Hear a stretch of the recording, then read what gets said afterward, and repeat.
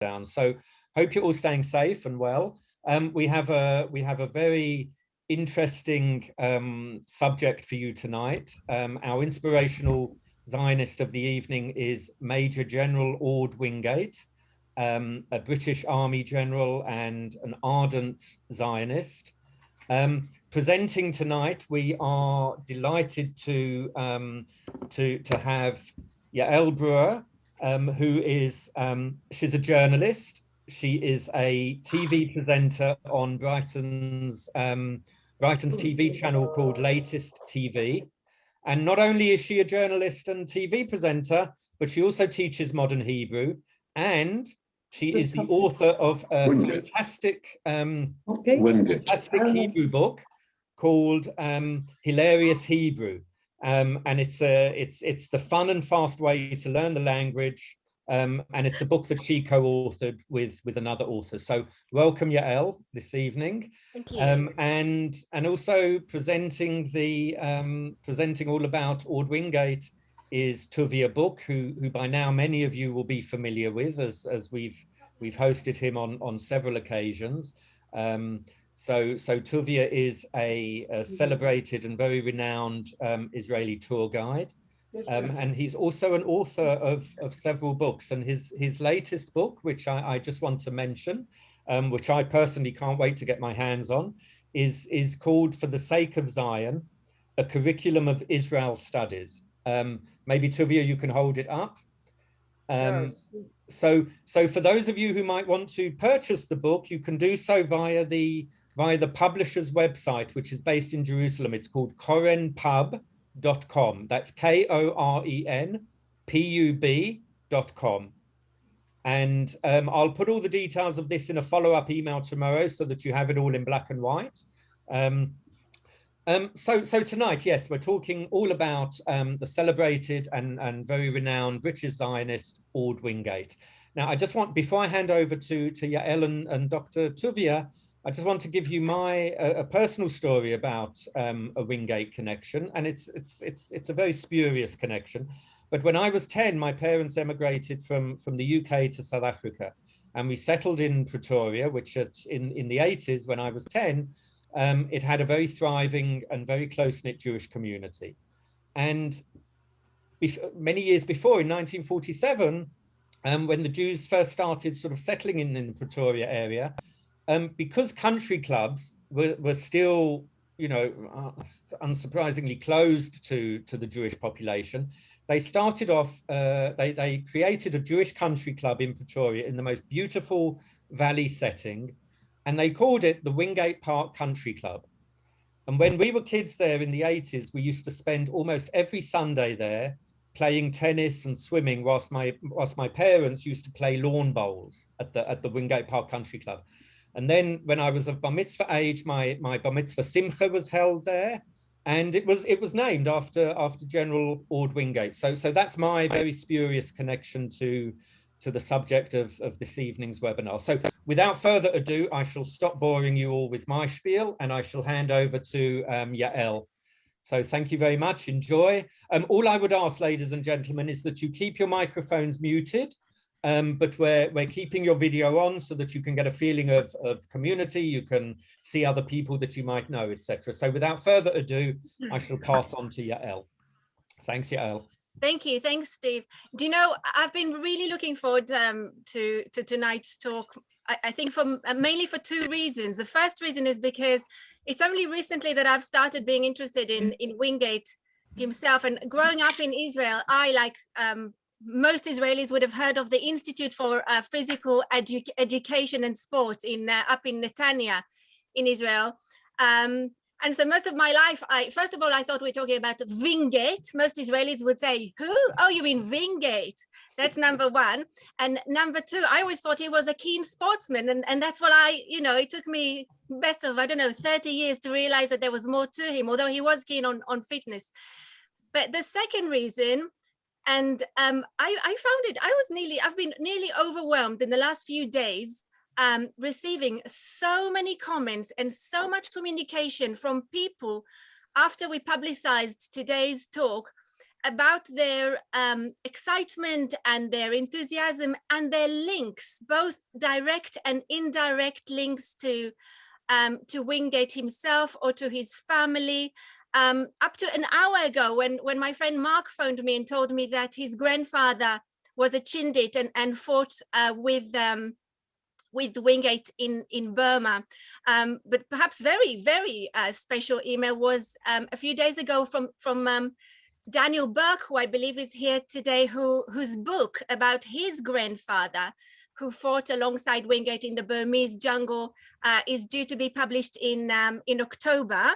And Daniel's grandfather was a soldier who went missing. Fortunately, he was saved, but he went missing during the war, and his mother, who is Daniel's great-grandmother, wrote to Wingate and received the most compassionate letter that I believe we can see here. This is quite incredible letter that Wingate himself wrote to the mother of the missing soldier, offering personal support to her and to the family. And so Daniel Burke's book, which is called Captured Behind Japanese Lines, you know, would tell the story. But it's been incredible. One of my students, a father of one of my students, went to Palestine because he was inspired by Wingate. Someone else knew his mother. Someone else knew his wife. There's a whole, you know, and just like you said, Steve, there's a whole lot of places in Israel and abroad, including in London, that that are monuments to him. Wingate died very early on, and Churchill, in fact, said, and I'm going to quote, he wrote to his wife saying, "I had recognized him as a man of genius, and I hoped he might become a man of destiny," which he didn't, because he died very early. But he had a lot of very keen followers, but a lot of people who didn't like him. And Wingate seems to have had so many contradictory elements, aspects to his personality. But Zionism was an uncompromising trait of his personality. He was an avid Zionist. And I think my first question to you, Tuvia, would be why? I mean, the guy was, you know, he was brought up by very religious parents. In fact, they were members of the Plymouth Brethren. He went to Palestine at the time when a lot of British officers were not Zionist at all. In fact, there was quite an anti-Zionist sentiment at the time. Would you be able to talk a little bit about his background, his upbringing, and a possible link to what happened to him later on in life when he became slightly less religious, but more and more keen on Zionism? Absolutely. Good evening, everybody, from a chilly Modi'in in Israel. Wingate himself, as Yael correctly pointed out, should have fitted in the British Army mold. After all, he wasn't a member of the tribe. He was Christian. He also was educated as in all the proper places. He went to a proper public school. He went to Sandhurst, was a British Army officer. And on top of that, he studied Arabic and spoke it fluently in the Oriental School of Studies in London. If that wasn't enough, he'd also spent time in the 1930s before being seconded to the British Mandatory Palestine in the Sudan, where he got to really sharpen up his Arabic. So you'd think he would just fit the picture. And yet the famous American poet, Robert Frost, talked about the path less chosen. And everybody, almost everybody, the default setting when you were in the British Mandate to Palestine was to be more the pro-Arabs. And one of the reasons why is because the British Empire needed something with 3 letters, O-I-L. And the Arabs had a lot of that, the Jews didn't. And also on top of that, it was just natural, the British aristocratic and upper class mentality. A lot of these officers had been through Sandhurst and been through the system and had the old school tie and the regimental tie. And it was just natural for them to favor the Arabs. So anything about his upbringing doesn't point out to I would like to in a sense, fanatical Zionists that Wingate became. And one of the reasons that made that switch is when he actually got to Israel. Until then, by the way, he hadn't really come in contact with anyone who was Jewish besides the figures in the Bible he was raised on. Now, Yael mentioned that he was raised in a very strict upbringing by his, he was born in actually the British, in the Raj. He was born in India and then raised later on in Scotland and England. And his parents literally thumped the Bible into the children. And when I say the Bible, they're talking more about what the Christians refer to as the Old Testament. And he was basically raised on it along with his mother's milk. So from a very young age, he had a deep familiarity with the Bible.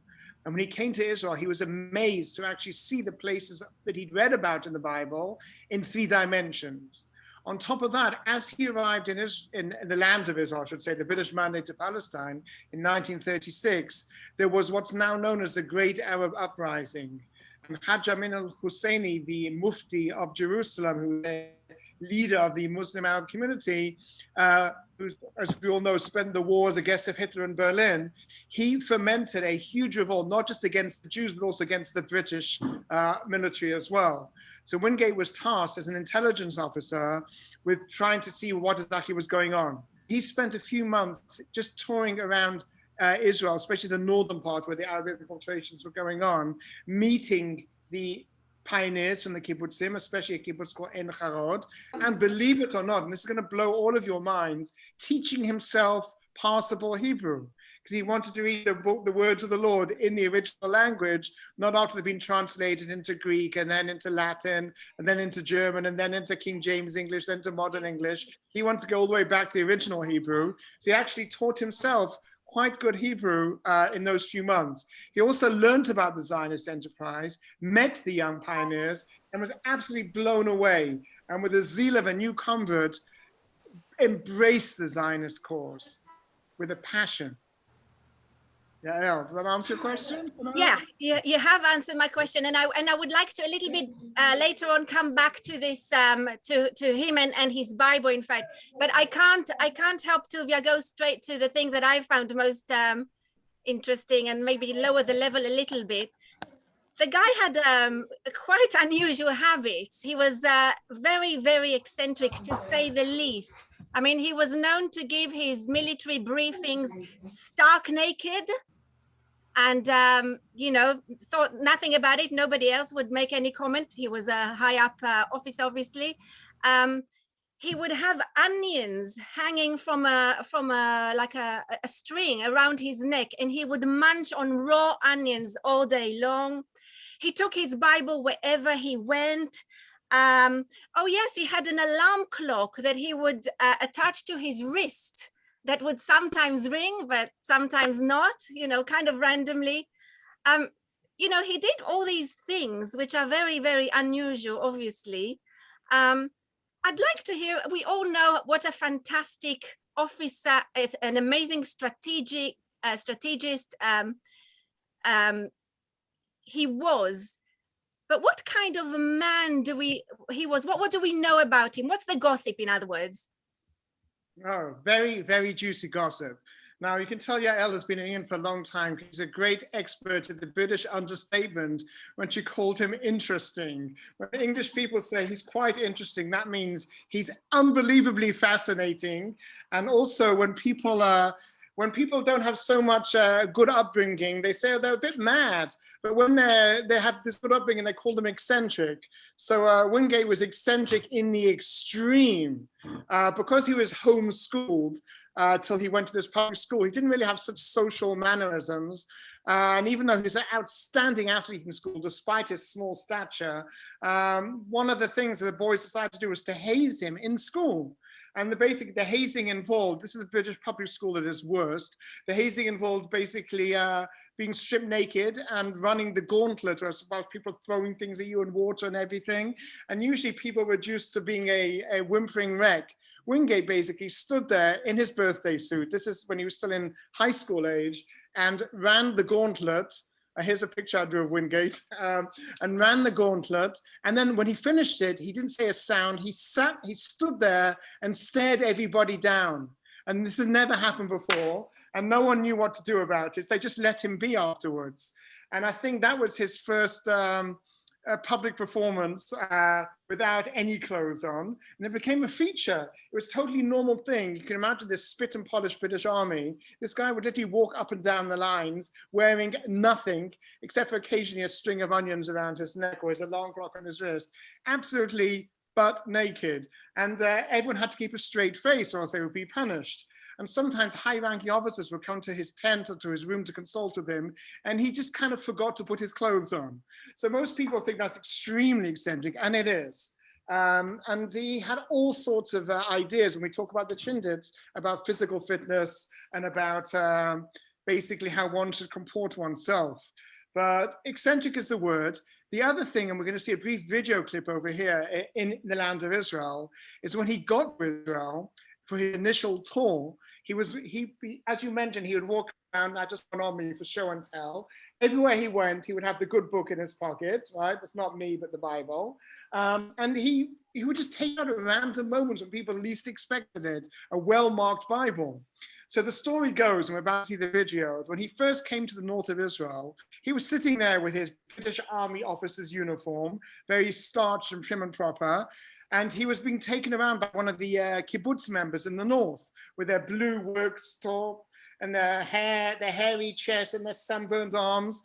And they were just admiring the view. They were sitting in the north of Israel in a place called the Gilboa Mountain, very famous mountain in the Bible.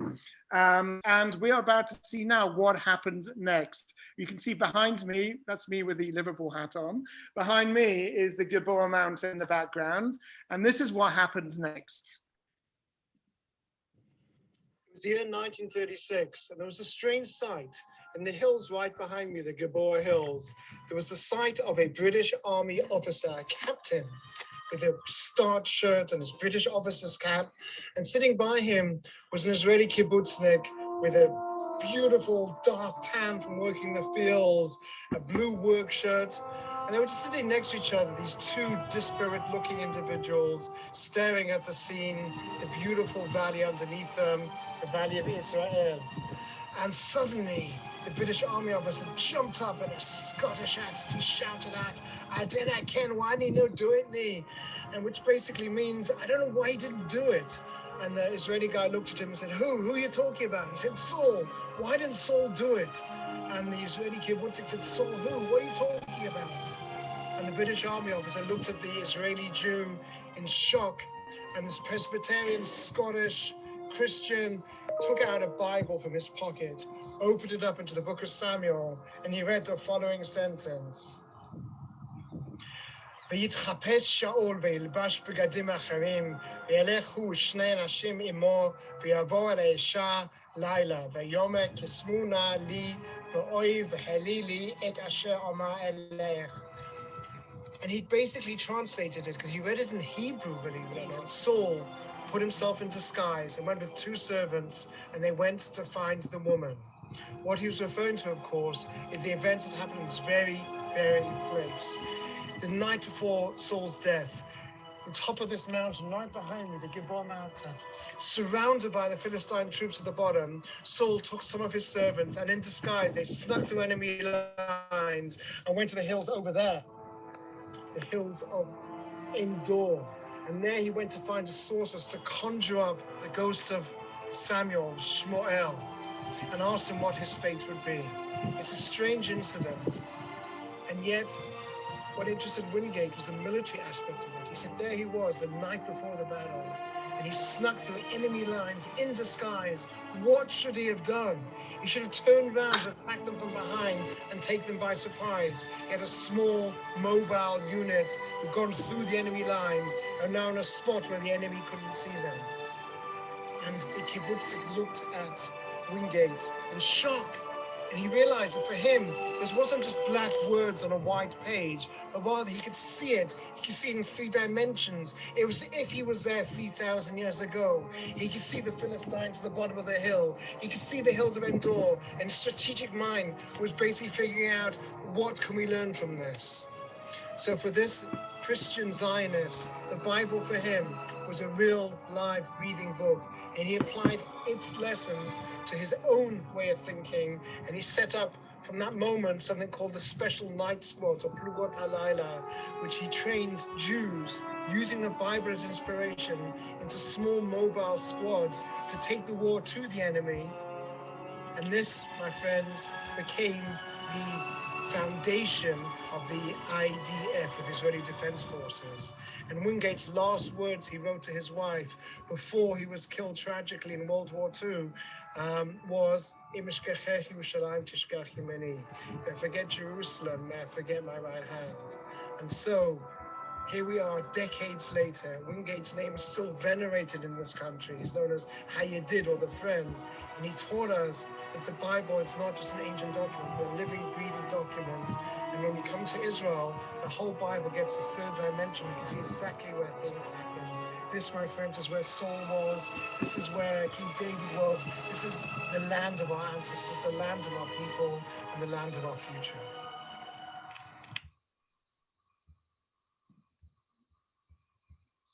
Tuvia, I find it quite astonishing, really, to think that such a brilliant military man, such a strategist, actually, you know, was literally inspired by the Bible. He was literally inspired by Gideon, who was, you know, one of his heroes. One of the reasons why he chose Kibbutz Ein Harod for his base, if you like, was not just because it was strategically positioned, but also because it was the area where Gideon fought. So it is, you know, it is an unusual combination, but his teachings and his training did influence the military thinking of what would become the Israeli army. And in fact, Moshe Dayan said, he actually said, we know everything we know is because of Wingate. So he gave him full credit for the, you know, what would have been the base of the military thinking of the Israeli army later on. Do you want to say, you just mentioned the Special Night Squads. Do you want to just say a few sentences about them? What was so unusual about his initiative there?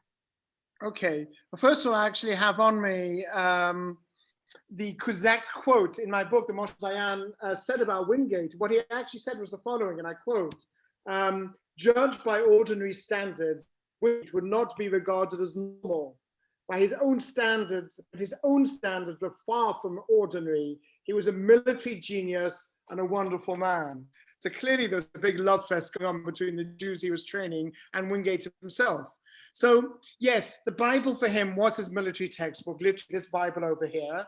And the reason he was so inspired by Gideon, or Gideon in English, to such an extent that even after, when he served in Ethiopia, he called his squad the Gideon unit. He was very much inspired by Gideon.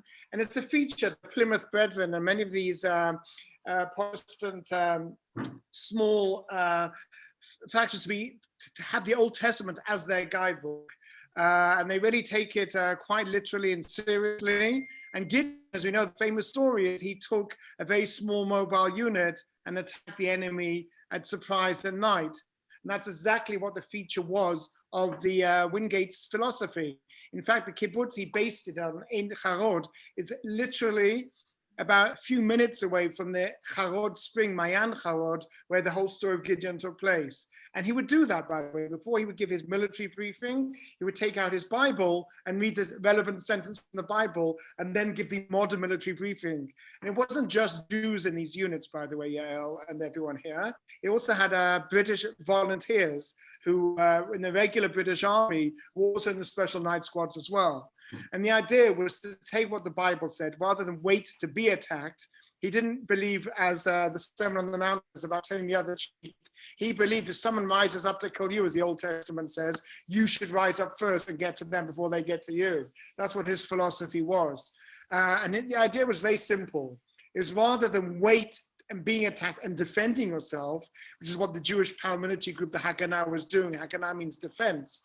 And their policy was called Aflaga, which means restraint. They'd wait to be attacked and then they would respond. He said, no, that's not the way you do it. What you do is you don't wait to be attacked. You go into the enemy first and launch preemptive strikes. Sounds familiar? Six-Day War. So basically that's what he did. He took a small mobile squad of Jewish and Christian British volunteers from the British Army, and they would go at night to the bases of the terrorists who were crossing over the border to blow up the oil installations and other British military targets. So they would catch them on the way to the terror attacks, and they would launch the attack when they were least expecting it. That's what the special night squads were.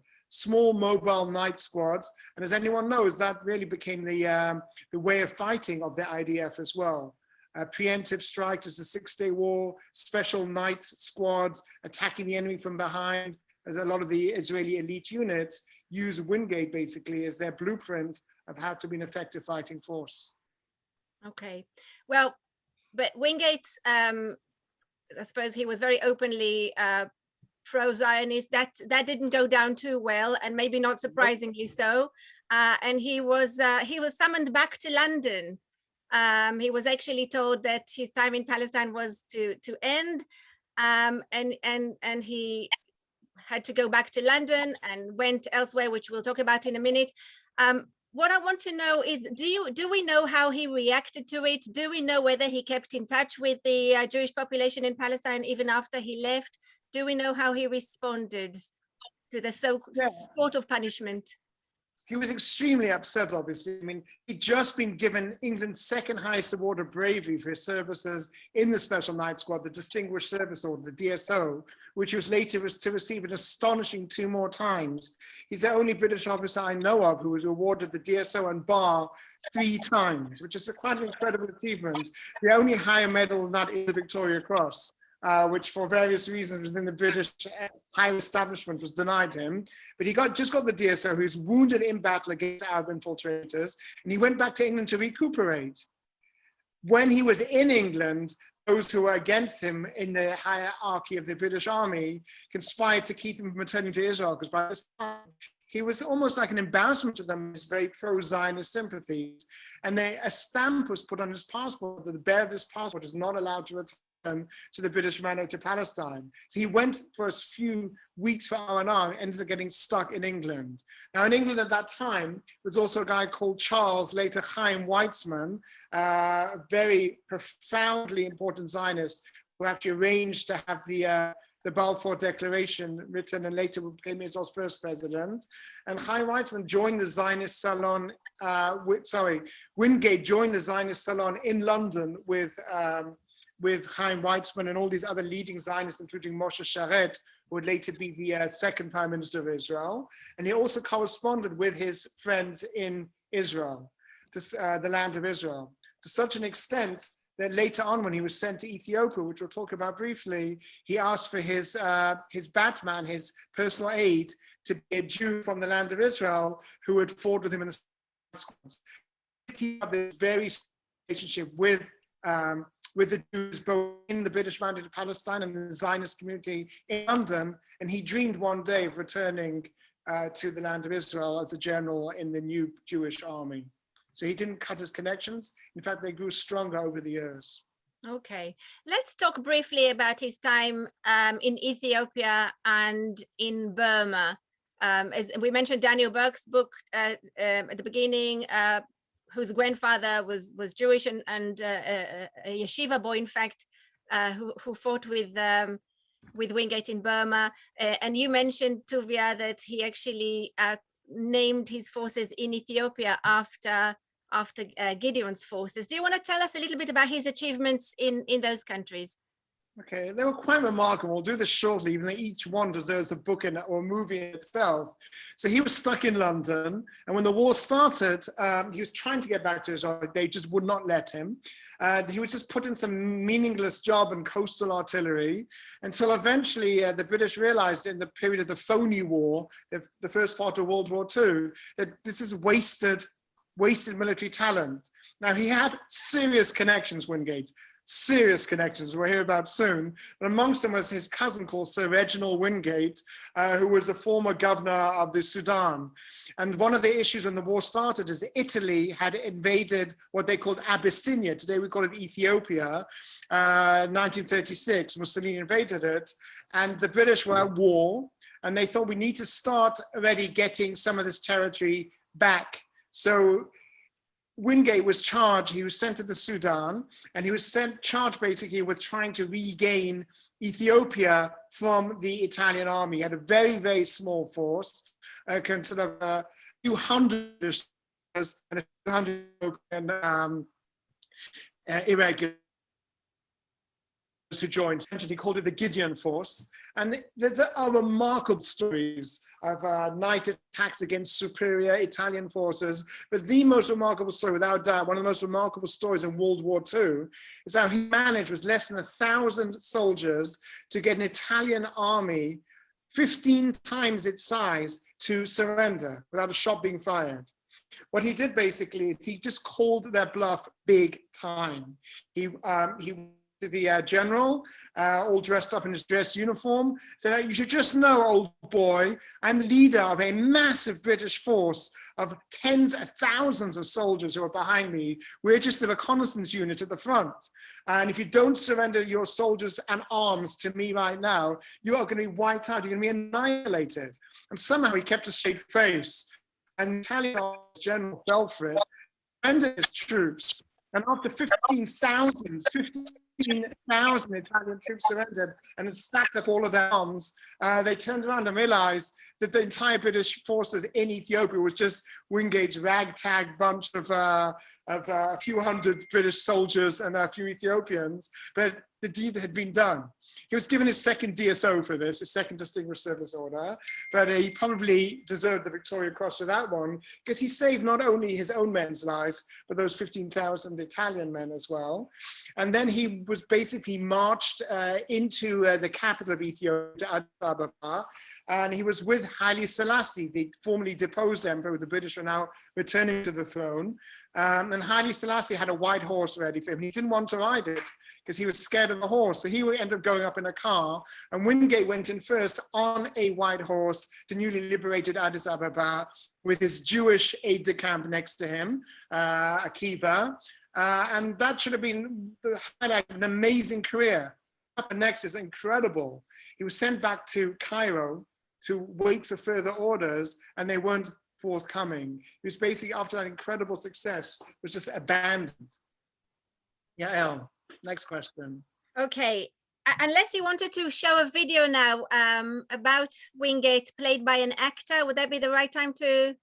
That could be a good idea. Okay, so Steve is going to show a video now. There's an organization in Jerusalem called the Friends of Zion Museum. It's founded by evangelical Christians, and it basically supports the Christian Zionist connection to the land of Israel and focuses on many Christian Zionists who really helped make Israel what it is today.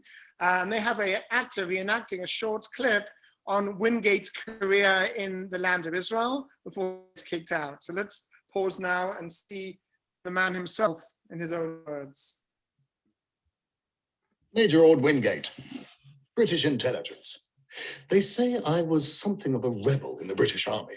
In '36, I was posted to Palestine, the British Mandate. Back in 1917, the original plan was to help the Jews build their homeland. At least that's what a lot of people thought.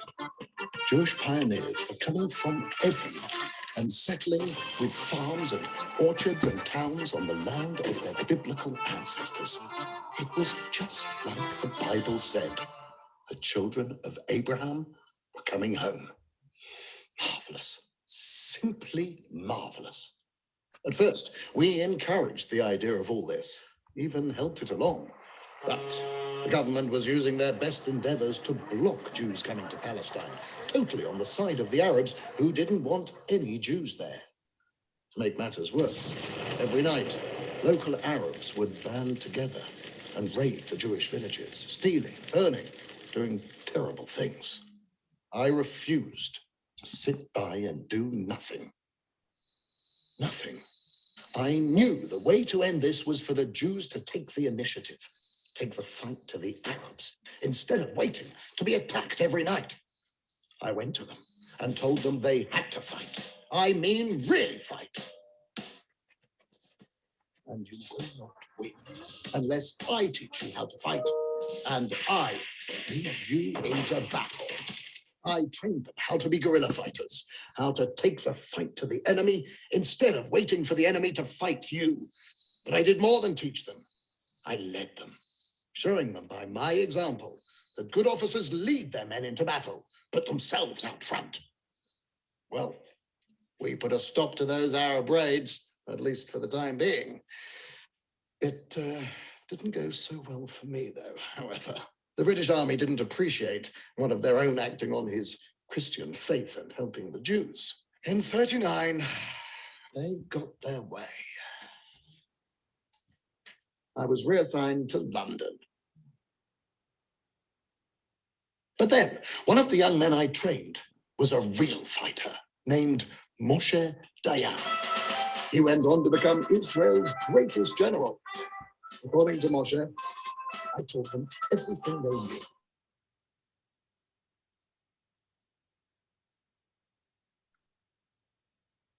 At Orde Wingate, most often, you'll hear them say, "You mean our friend?" At the end of the day, that's the best legacy of all, for any of us. Wouldn't you say?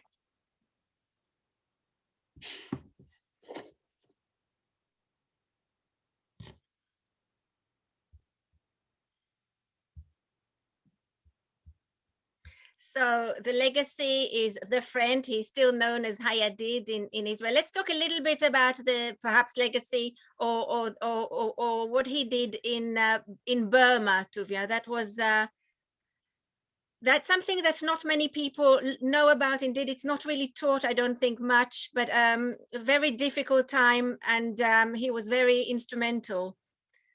Absolutely. Well, as you mentioned, there are people here in the audience who are connected with their grandparents who fought, and I believe there's even members of Wingate's family in the audience as well.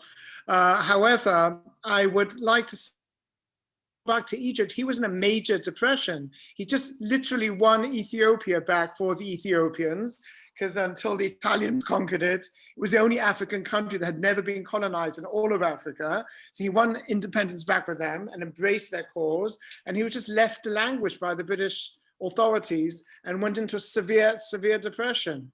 And he had all these ideas about how to fight with the small squads behind enemy lines. And they were falling on blank ears because the British Army was very much stuck in an old style way of fighting, as we saw in Singapore when they lost Singapore very quickly. They had all the guns pointing the wrong way because the Japanese will never be able to come from behind. And that was a problem with the British. They underestimated the enemy. They had a bit of hubris. And the Japanese did come from behind in Singapore on bicycles through the jungle.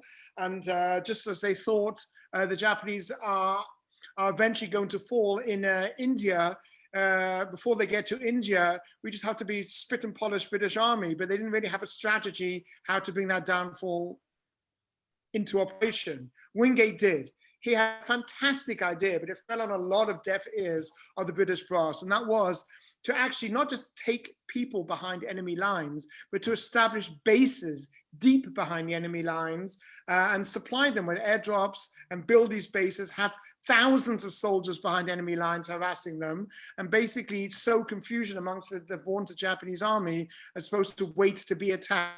It is all developed from what he did in Israel with the special night squads, and also how he fought in Ethiopia.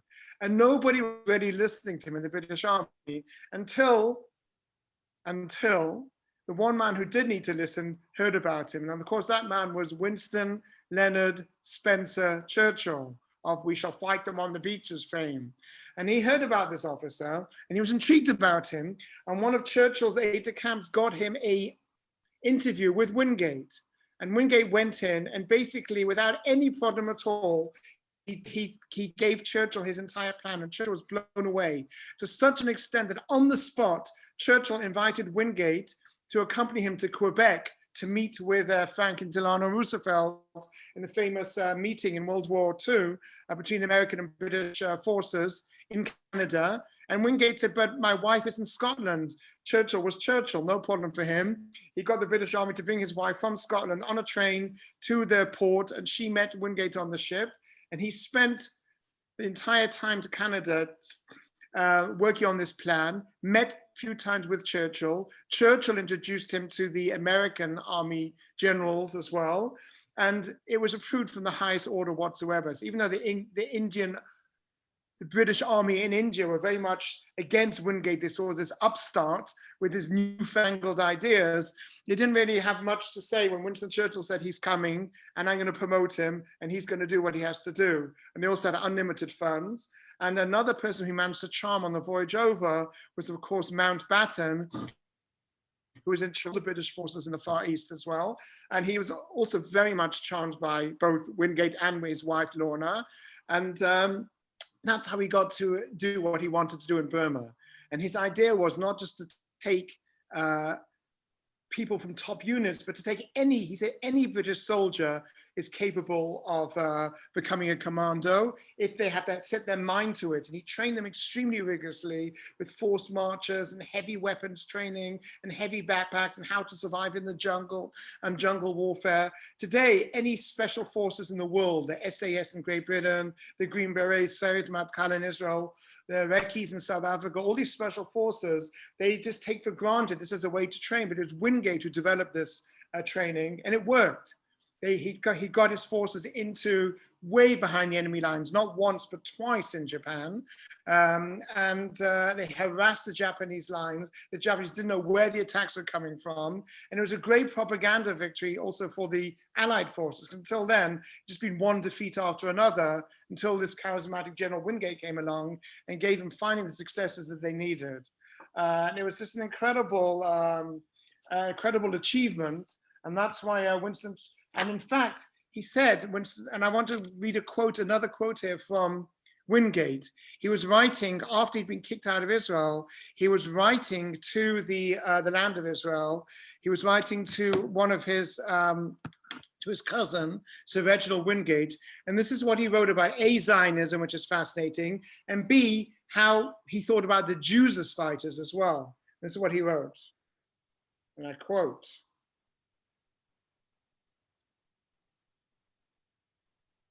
"The Jews are loyal to the empire." And by the way, he had Christian and Jewish soldiers fighting in Burma with him. "The Jews are loyal to the empire. The Jews are men of their word. They have always been so. The fact is that you have no idea what they have already done in Palestine. You'd be amazed to see the desert blossom like a rose, intensive horticulture everywhere, such energy, such faith, such ability, inventiveness, as the world has not seen before. I have seen young Jews in the kibbutzim. I tell you, the Jews will provide soldiery better than ours. We only have to train it, and they will achieve what we want them to achieve."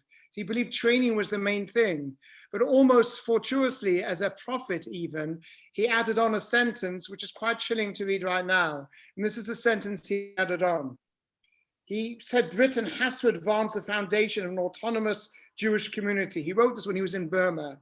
It has to advance the foundation of an autonomous Jewish community with all the means in its power.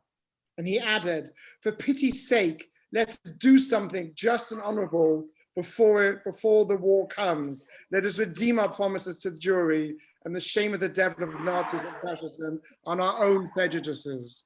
So in other words, he said if Britain honored the Balfour Declaration, there wouldn't be a Holocaust. Unfortunately, Britain did not honor the Balfour Declaration. In fact, they dishonored it with the 1939 White Paper, and there was a Holocaust.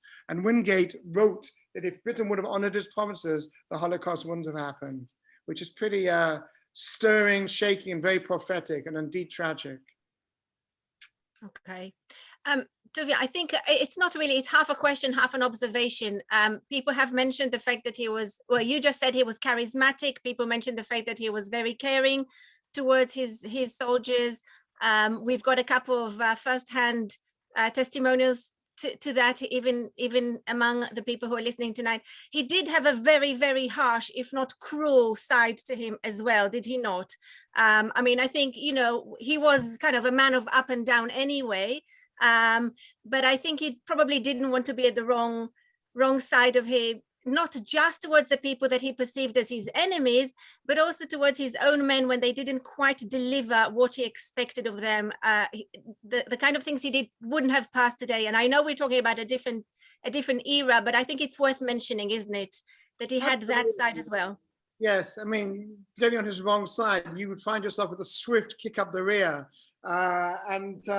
He did use physical force as well to admonish some of his officers. They took it in the spirit of rough love. Again, that wouldn't be tolerated today, just as when I went to school in South Africa and we got caned for not doing our homework. I wouldn't be tolerated today either, but we live in a different era. So believe it sounds shocking to us today, but back then it was actually, people didn't think twice about it. They just saw it as tough love. But he was definitely, you did not want to get on his wrong side.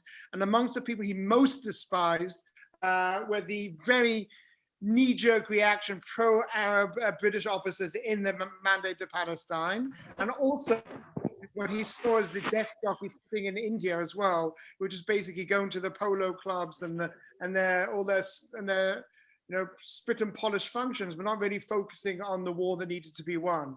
So he was very much a man in the field. And as you heard in that brief video clip, he also believed in what the Israeli army believes as leading from the front, not sitting behind saying, okay, boys, we'll be right behind you, about 50 miles behind you. He despised those officers, and he was very unshy about it. He wrote some wicked reports, putting down some people who were higher ranked than him.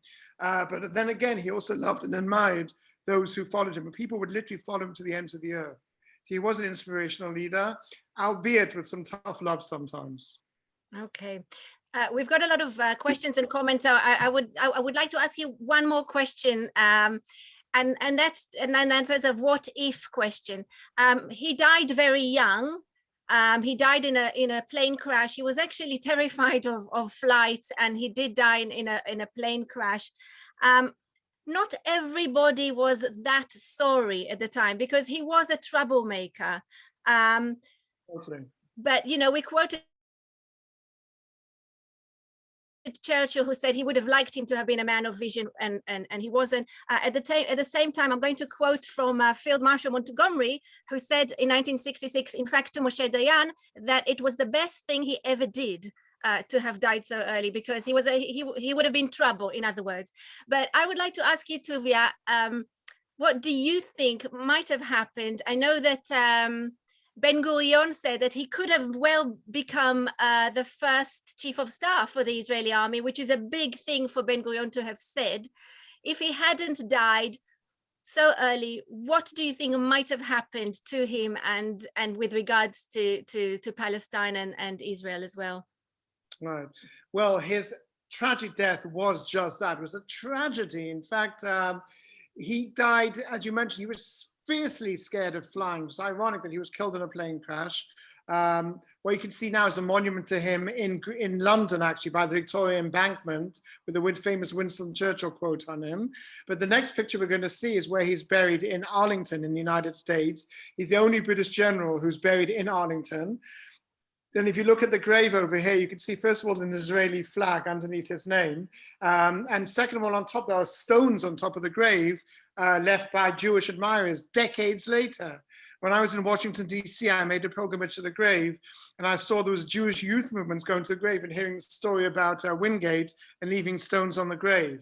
Now, for those of you who know a bit about British military, would be surprised to ask why a British general is buried in the United States. That's because the majority of people on that plane were actually American military, and the American customs to bury them back in the military cemeteries in the United States. That's why he's buried there, which is probably quite fortunate, because if he'd been buried in Burma where he fell, which is a British practice, then a lot less people would visit his grave and learn about him. But anyway, he was also killed just 7 weeks before his only son, Jonathan, was born, or Jonathan. So he never actually lived to see his son, who also went to the Royal Artillery in the British Army, and was also an officer as well.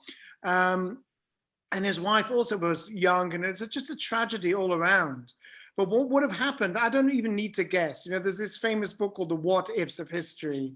He mentioned numerous times to friends in correspondence and in conversations what he would like to do after World War II was over. And that was to return to the land of Israel and to lead the Jewish forces and be a general in the spirit of Joshua and lead the forces of the Jewish people back to to their sovereignty, back to their independence in their own homeland. And that was without a doubt what he would have done. In fact, just as a postscript, before we head on to the questions soon, his wife, Orna, actually went to Israel in the War of Independence with Wingate's Bible that he carried with him in all of his campaigns. And she wrote an inscription in the front of it, and this is what she wrote. "Since Orde Wingate is with you in spirit, though he can no longer lead you in the flesh, I send you the Bible he carried in all of his campaigns, from which he drew the inspiration of his victories. Pray be a covenant between you and him, in triumph or defeat, now and forever." And this Bible is a very emotional inscription. And she settlement named after her husband, Yemin Orde, is now in a kibbutz, in kibbutz En Harod, in the museum itself. So he was very much desperate, I would say, to get back to Israel and to lead those forces. And that's why in one of his last letters he wrote that famous line on top from the book of Psalms, "If I forget Jerusalem, in my right hand forget its cunning." So without a shadow of a doubt, I don't even need to guess, I know he would have gone back and been one of the generals and leaders in the IDF. So even though he wasn't there physically, his spirit was there, as you can see in his wife's Bible inscription, and very much the way that he taught to fight was inspiration for the IDF. To this day, how much smaller forces can overcome much larger forces by very clear and advanced strategic thinking. Okay, we've got just a few minutes left, so let's have a quick look at some of the questions, if that's okay. If we start with, in fact, our very own author, Daniel Burke, who's asking whether we mentioned that already, the fact that his headquarters was in Kibbutz En Harod. Daniel's asking, do you feel that Wingate was aware of the biblical connection, that this was the place where Gideon chose for his 300 warriors? Yes or no, Tuvia? The answer was, of course, yes. In fact, he took the Special Night Squad on a 4-night march to Gideon's Spring and read the Bible from there, which I'm sure they're all thrilled about. So he very much knew that's where it was. Yes, it wasn't a coincidence. Okay, an observation here from John Winlow. The Plymouth Brethren and the Open Brethren were both very tuned into the Tanakh, including the prophets. Many non-conformist Christian groups are drawn to the Jewish emphasis on family and community. So there's another stance on the kind of link between his upbringing that led him perhaps to his affinity to Judaism and to Zionism as well. Someone said, would he have had a Scottish accent? So someone is doubting your amazing acting skills, Tuvia. He was born in India and he went to a posh school, British school, so maybe he wouldn't have a strong Scottish dialect, but well done anyway. I didn't care. I think he spoke with a wee bit of Scottish dialect. Okay. Right. Graham says that his passport was stamped not to be readmitted to Palestine by the British. True. The only passport ever stamped with that stamp. Pretty unbelievable. Yeah, that's the level of hatred that was against him. Right. And Sorrell says that when Wingate left Palestine, he went to visit Chaim Weizmann's mother and left, I guess, either left in tears or left her in tears. I'm not sure which is the right one. But you mentioned the fact that they had a strong... He was very, very close to the Weizmann family, and was deeply was moved to great emotion when Chaim Weizmann's son, who was a Spitfire pilot, was killed in action in World War II as well. So very, very, very close with the Weizmann family. Okay, there's a private couple of questions here. How much were his activities with the night squads unauthorized by the command? There's a view that key British policy was to stir up enmity between Arabs and Jews so that the British could stay on as the party holding the peace between the two. We're talking about the famous colonial policy, divide and conquer. Yes, British were very good at that. But the truth is he had one of his famous backers. He was known, the reason he could get away with what he did, he had very influential friends. And General Wavell, who was a famous general in World War II. And he also happened to be out in the British Mandatory Palestine when the Arab Uprising took place. And he gave Wingate a carte blanche to do whatever he wanted to suppress the revolt. even though some of the more traditional officers poo-pooed him, he had General Wavell. And do you know how he got General Wavell's approval? General Wavell came to a staff exercise, and Wingate, who was a mere captain then, which is a much lower rank than the general, he literally he flagged down the general's car on the way to the exercise, hopped in the back seat next to the general, and presented his battle plan. And General Wavell was so blown away by the audacity of this young captain, and B, by the actual unbelievable concept, that he gave it a stamp of approval. Okay. Someone else is, same person in fact is adding, I'm not sure you'll know that, Tuvia, is it true that many of the mandate records of that period are still not available for public view? I don't know about that. I know that the British Secrets Act is, they usually release the papers after 50 years. Someone's mentioned, and I've been told by my friend Jonathan, who I believe might be here tonight as well, that the BBC screened a series highlighting the key episodes of Orde Wingate's life. So I think back in the 70s, I don't know if many people here have watched it, but apparently it does exist, and it's not available on Amazon. I did check. I don't know about that, but I do know that when we finish Q&A, Steve is going to put on the last minute before he does his questions, the last film, the actual film clip we have of Wingate, not a made-for-movie TV. Just before he went on his fateful journey to his destiny, a British film crew came and filmed him with Mountbatten inspecting the troops. It's just a 1-minute clip, but it was filmed moments before he was killed, before he went on the plane and killed. We're going to see an actual clip of Wingate himself before Steve does his technical announcements at the end. So I don't know about the made-for-movie TV, but the real footage itself, which I actually found on the YouTube, is available for everyone to see. Okay, maybe one quick last question. Someone says, I'd always thought that his activities were solely with the Haganah, but this week someone in Israel said that he also had connections with the Irgun. Is this true or just rewriting history? No, his connectors were really with the Haganah. The Irgun itself was only founded as a breakaway movement called Haganah Bet in 1936 when the revolt started. And it was very small at the time. Begin only became the commander of the Irgun actually in the early 1940s when he came with General Ander's army. And so Wingate, all of Wingate's dealings were with the Haganah. So that is a bit of historical revisionism. But he was very much connected with leading members of the Haganah and what would later on become the Palmach as well, the strike force, elite strike force of the Haganah itself. Okay.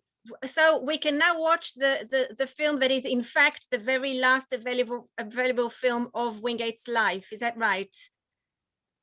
Steve, you with us? Yep. Okay.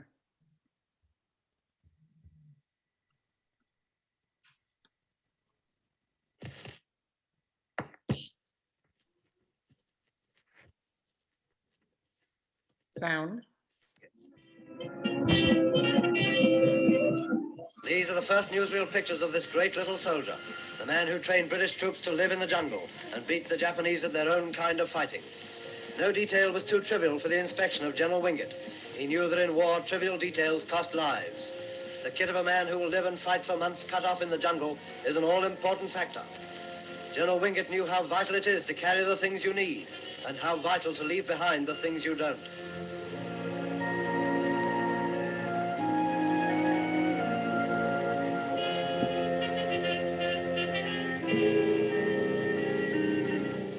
This brilliant officer has lost his life in a plane crash, all too soon in a campaign that is crammed with hazards. We mourn his loss, but we know that his teaching will bear fruit in due course. These are the men of the long-range penetration group. Their fighting behind the enemy lines in Burma has made them a name throughout the world. That is the epitaph for Charles Orde Wingate.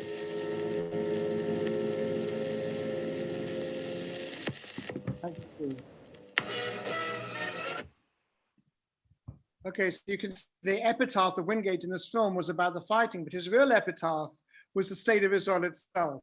That's what lived after him. They say in Jewish tradition that what your eternity is, A, your children, Yeladim, 2 is your masim tovim, your good deeds, and 3 is what you create.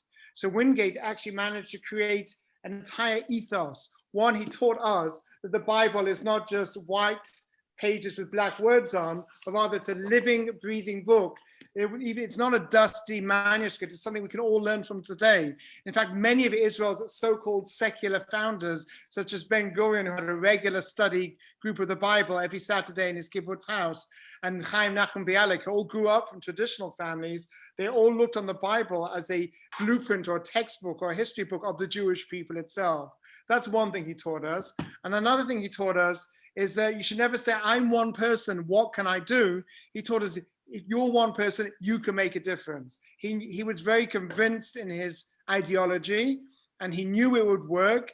And against a lot of opposition, he steadfastly fought to make that difference. And he also taught us that you don't have to be Jewish to be a Zionist. There are many Jews who wouldn't classify themselves as Zionists, and there are many ardent Zionists amongst the Christian community that are some of the Jewish people in the state of Israel's best friends. And that's why to this day, his name is still spoken with tremendous reverence and honor and respect when he's referred to as Hayedid, the friend.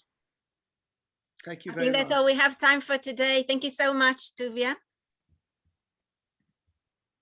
Steve, shall I give you the last?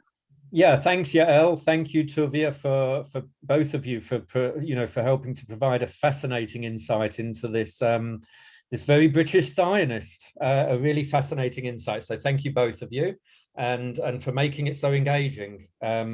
So thank you, everyone, for joining us. Before you all log off for this evening, just a couple of reminders for some upcoming events. Next Wednesday during the day, we have, in partnership with Christian Friends of Israel, we have our annual lobby day for Israel, the theme of which is the UK's support of anti-Israel bias at the UN. So please do look on our website. I'll send you the details tomorrow in my follow-up email to you all. And do please consider joining us for what will be a very interesting and engaging day. Our guest speaker is Hillel Neuer from UN Watch. A man that I'm sure all of you who have a vested interest in Israel and its well-being will be well aware of. So please do consider joining us.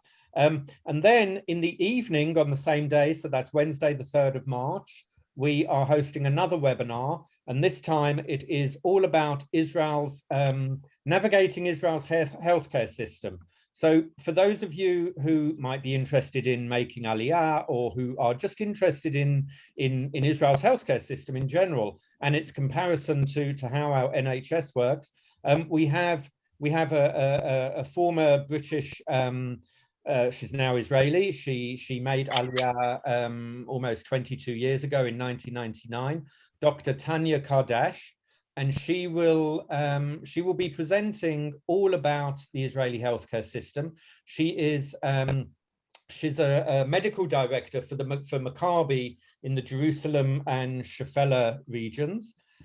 She is responsible for about 1,500 doctors and 600,000 patients.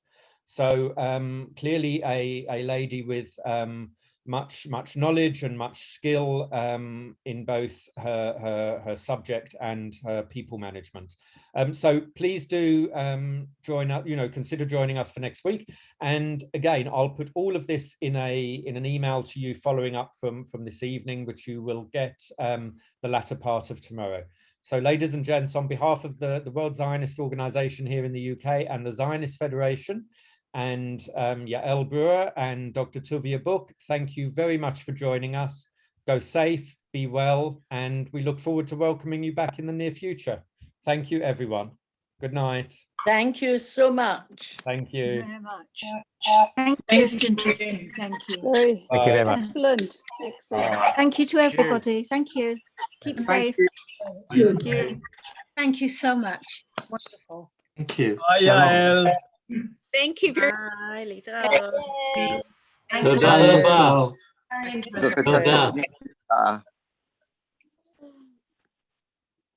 Thank you so much. It was so interesting. It was far too short.